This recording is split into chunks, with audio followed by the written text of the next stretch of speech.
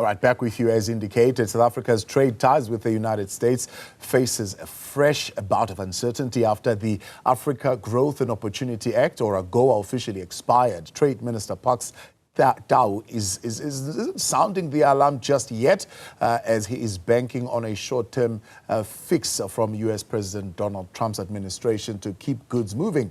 To reflect on this development, we speak now to the President of the South African Chamber of Commerce in the United States, Neil Diamond. Neil, good to have you here in South Africa as we have this conversation today. Previously, I would have spoken to you over the line.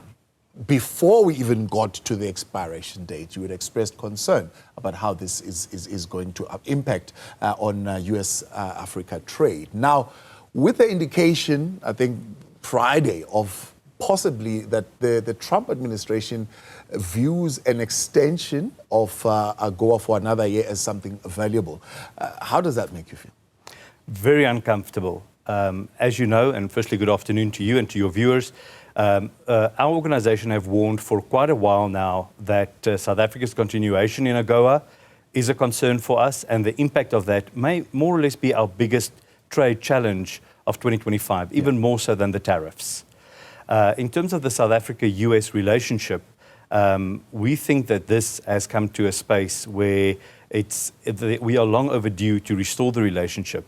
Part of why we are where we are at, even though we are grouped with other sub-Sahara African countries that are eligible for AGOA, is the fact that South Africa has been unable to secure a trade deal with the United States. Now, it is very encouraging that the White House publicly stated that they would favorably consider supporting an extension of 1 year for AGOA. But we do not know if that includes South Africa and whether South Africa will be included in that extension. While all of this is playing out, we also are aware that within the US Congress, there is a bipartisan bill, the South Africa-US Trade Relationship Review Bill of 2025, which seeks to review the overall trade relationship between South Africa and the United States. Yeah. What concerns us is that you have got very senior members of Congress in the House. We've got Ronnie Jackson, a Republican from Texas, and in the Senate, we've got John Kennedy, Republican from Louisiana, advancing those bills. These bills have already passed in the very influential Senate Foreign Affairs Committee with a big majority, paving the way for these two bills to find their way to the House floor and to the Senate floor. So we've got a lot of clouds on the horizon. And as business, we are not seeing that government is working towards the solution to support us and to get it resolved. Yeah. We are taking a new narrative, and that is business beyond politics. As business, we are stepping up, engaging our members, and looking at ways in which we could address some of the concerns that's on the table. So you are saying far beyond, of course, the shutdown moment currently, if the United States finally they find each other and they pass the funding bill, it's possible that AGOA can be extended for 12 months with other African states and exclude South Africa. That's exactly what we are saying. Our concern is mainly vested in, will South Africa be eligible, and can we continue to benefit from AGOA in its current format? And if we do benefit, once again, it's only for a 12-month period. Right. So we need to look at contingencies at this very moment. This was not just a mere lapse of a procedure. This is maybe a new low for the US-South Africa trade relationship. Yeah. So are you saying that the United States is no longer interested in expanding its commercial interests in South Africa? Maybe in Africa, yes, but not in South Africa anymore. They're no longer seeing South Africa as a valuable place to expand their commercial activity. I think the US has been very clear, and we've heard that from South African political leaders as well in the economic cluster, that the US has got certain expectations of South Africa, but a lot of that is clouded by the geopolitical environment within which South Africa functions. And even those are matters that we cannot directly address. The reality is the economic relationship has a significant impact on business, especially business between South Africa and the US. In an environment where we do not just export commodities to the US, we export beneficiated products. And that is a very important point. Beneficiated products means that it supports jobs, it supports the economy, it drives economic growth and foreign investment in South Africa. And if that dries up, it would have a significant impact. We know that specific sectors are going to be most hard hit. For instance, the automotive parts and components, agriculture, agro-processed goods, specialized manufacturing, and then textiles. And those are our sectors that mainly create jobs in our economy. I know that NAMASA indicated that we could lose up to 80,000 jobs in the automotive sector. Our own figures indicate between now and 2029, there could be as much as 100,000 jobs being lost. And the Citrus Growers Association has warned that we could lose up to 30,000 jobs. Now, under AGOA, South Africa have grown their exports in fruits and agricultural goods from about 4.5 billion in 2018 to 9.8 billion in 2024, mainly from the Western Cape. But my home province of Mpumalanga is going to feel it just as much, and many other sectors within our country.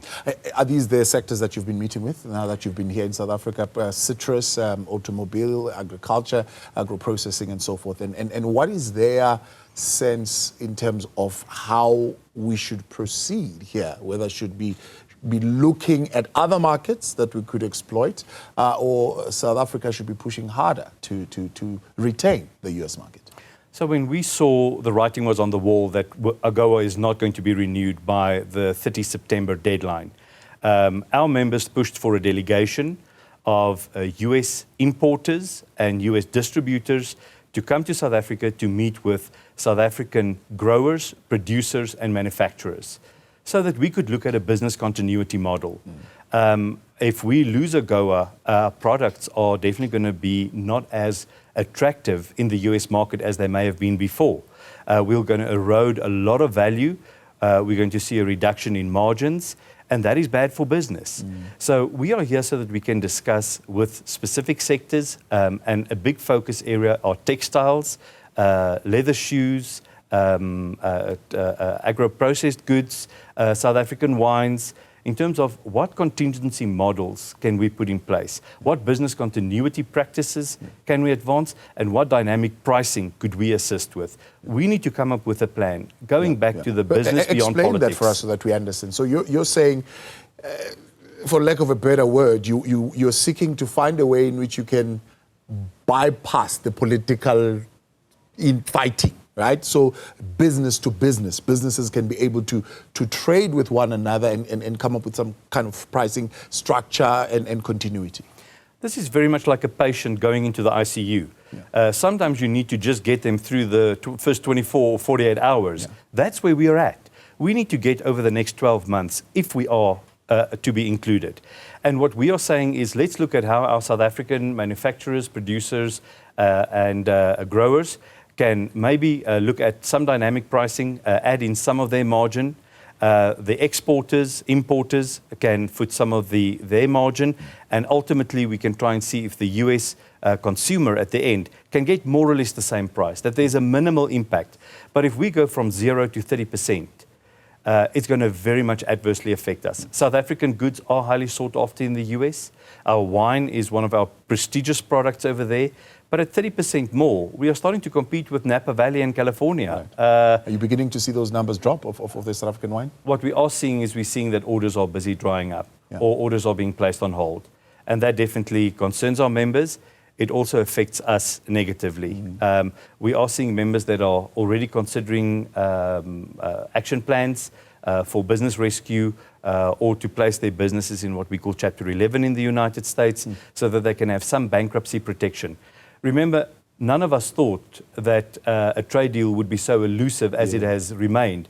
And in this regard, we want to congratulate Minister Tau. At least he had a meeting with Jamie Greer in Washington, D.C. So there is progress from 0 to at least meeting. The question is now, are we going to see a trade deal before the end of October? And that's the next critical date that we are looking at. Is the U.S. shutdown saving grace? Is it buying businesses time, at least, in terms of decisions that need to be made around AGOA? I think exactly the opposite. If the US was not in a shutdown mode, and the Republicans and Democrats in Congress could come to an agreement to fund the US government, other business could be on the agenda. At the moment, US domestic issues, which is the funding of government, is going to be on the agenda for the foreseeable future up until that's resolved. And only then we will be able to see other matters come to the fore. AGOA is very important to us. But in terms of the United States and their global economic reach, Yeah. I don't believe it's such a key priority. It's an important piece of legislation, even if you say so, to the United States in terms of bipartisan support. It's one of those pieces of legislation that has got that type of support. However, there are some who are saying it's not been fully utilized, or at least its value fully realized. What does that mean for Republicans? What does it mean for Democrats? What is it that they want to see being realized? The United States set out AGOA as a legislative framework to support mainly sub-Saharan Africa to be able to trade duty-free with the United States and almost have a trade replacing aid environment. Yeah. So the US can utilize their economic might and their huge market to support African trade and therefore assisting economic growth within African countries. So it's a feel-good thing for the guys in the United States, and it definitely has all the right sounds to it. The problem, however, that we're faced with is that in the geopolitical environment at the moment, we've seen a global reset, both of economics and of politics. And now it's a matter of where do countries fit into the relationship with the United States? And who would the United States like to benefit from their economic might and their consumer market as such? And I think that's where it becomes a little bit more tricky and so much more important for us to resolve our issues and for our government to sit down with the United States. Let's be honest, Donald Trump is known as a deal maker. He's the biggest deal maker in the world. Yeah. We just need to be able to make that deal with him. And I believe our government can, but as business, we can't wait indefinitely. We need to put our own contingencies in place. Talking about that deal making, there's some who says, look, the impact of the fallout of this particular US-Africa or South Africa in particular trade deal could also reflect in terms of the jobs numbers, not just in South Africa, but also in the United States. And that could be part of a concern for the United States players to at least put enough pressure to bring everybody to the table and put a deal in place. Absolutely. South Africa, sub-Saharan Africa as a region, but South Africa specifically, is a major contributor to US food security. Annually, we have approximately 15,000 temporary agricultural workers that work in the United States. They support industries further downstream that process those agricultural goods and get them onto shop shelves, fuel their economy, fuel consumer good purchases. So it will definitely have an impact. And that's why, as a business organization, we've encouraged our members to engage on sub-national level. What does that mean? The doors in Washington, D.C. seem to be closed to South Africa. So we said, let's engage with our Republican and Democrat representatives and senators in states where South Africa has got a strong presence in business, and at least make them aware of the role that we play as South Africans and as a South African economy within the United States. And we hope that that would at least bring some form of a change in view. At the moment, the view is not positive. And we know that we've been reporting on it for the entire year. But we need to look at business beyond politics. Right. We'd like to take hands with government, but at the same time, government has not fully engaged us. The South African government specifically. I was coming to that. I want to say, fine, I understand you're saying look at business beyond politics, but after your sector engagements, are you planning to give a shout to Mr. Tao to say, come, let's sit around the table, this is what business now has resolved we're going to do? I've got an open communication line with Minister Tao and with Minister Lamola, and I'm very thankful for that relationship. But it's also important to bring us as small and medium-sized businesses in play, especially those that work with South Africa, are former South Africans, or has their core business the import and distribution of South African products in the United States. At the moment, we see engagements with Google, with Amazon, with Citibank, but quite frankly, those aren't the guys creating jobs on the floor in South Africa. Those are the guys impacting grassroots South Africans. So we have made a plea to government, to Minister Tao, to bring us into play, to use our base of members in the United States so that we can support efforts of restoring the US-South Africa trade relationship, especially in light of the legislation in Congress that seeks to review the bilateral trade relationship between the United States and South Africa. Talk to us about that bill in progress. I mean, what would it mean once we know that majority of the House is Republican, and if it gains a majority support, what would that mean? That bill will seek specifically to strengthen the hand of the United States President, the Secretary of State, the Secretary of Trade, to engage in a review process of the overall South Africa-US trade relationship. And what we've seen with many other countries, where the US enjoys an alignment of their strategy, their national interests, they've been very favorable towards those countries. Giving the United Kingdom as an example, the UK has got a very, very favorable trade deal with the US. South Africa at this stage is maybe not seen in that specific light. And maybe we've also not done enough to share with the US what our position is on certain matters that is aligned to the US interests globally, deepening democracies across the world, ensuring that there is free and fair elections across our continent, addressing issues where there's conflict zones. And those are things that South Africa is aligned with the United States. Let's seek those things that we have in common instead of those things that divide us. But the US is definitely going to look very critically at those points and so making if sure they that no longer look favorably at South Africa. I mean, we're looking at a situation where we could be slapped with similar tariffs as Brazil. I think they were close to like 50% or even more. Brazil is on 50%, and as you know, the American consumer market is feeling it first because they are huge coffee consumers, and Brazil's got the best coffee in the world. So there's even discussions now of maybe excluding coffee from those 50% tariffs. How is that going to impact us? We don't necessarily know because we cover a very broad range of products, goods and manufactured items that are exported to the United States. So it's a little bit different. Maybe our citrus is one of those things that could possibly be excluded, but a core driver of jobs in our country is the textile industry, leather footwear, textile clothing that are being exported.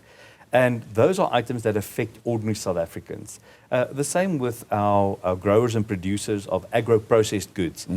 Each one of those items that you find on a Walmart shelf or on a public shelf in the United States supports a family, supports a company that has got factory workers, that have got distributors, box packers, drivers, team members that look after safety and security.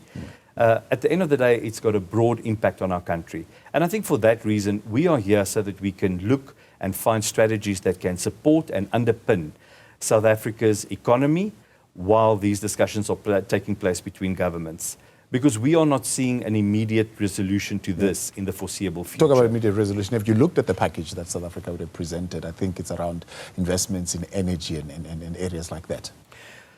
The revised package that Cabinet approved and that Minister Tau discussed with the Trade Representative Jamie Greer, I think was very well received, and there was very positive reports flowing out of that. But let's remember, the issue between South Africa and the United States is not a trade issue. It's a geopolitical issue. The issues that the US government addressed and President Trump specifically addressed relates to political matters within South Africa and with our international relations of South Africa as a sovereign nation. And that's where the problem lies. Whether we can bridge that gap, I cannot tell you. We are in communication with the Department of Trade and Industry, with our negotiators in Washington, D.C. We get very positive feedback. And as I said, we've got a lot of confidence in Minister Tau and his ability to continue those engagements. But we need to do something as business. We cannot just sit back and wait for government. Neil, appreciate your time. Thanks so much for coming in. That's the President of the South African Chamber of Commerce in the United States, Neil Diamond there.